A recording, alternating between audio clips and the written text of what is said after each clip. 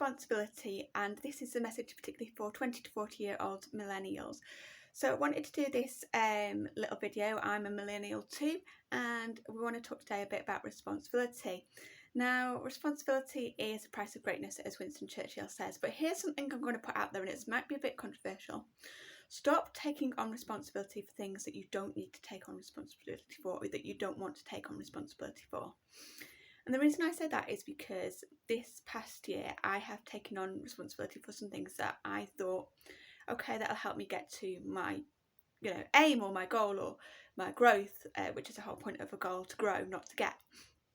But what I've realised is actually taking on extra responsibility sometimes is not the best thing to do.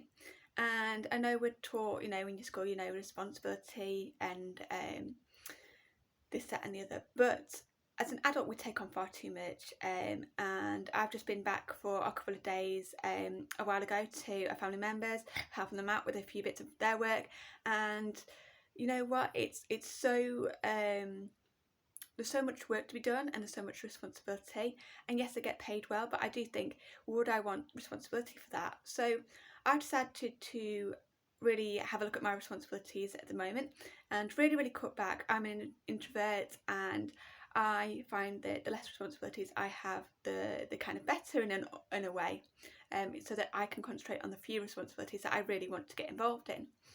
And this comes to with all sorts, so especially millennials, we have other responsibilities like relationships, might be your partner, might be your wider family, particularly your mum and dad, might be your siblings, or less so as we grow up. It might be, you're thinking of having a baby. If you don't want to take on responsibility for, nighttime feeds and being woken up every couple of hours and that child for the rest of your life, then don't do that. Basically, don't take on that responsibility. Think before you act. And I just want you to know that it's okay not to be taken on everything and sundry, because that's what our generation did before us, our parents. And you know what, I see a lot of our parent generation work very hard.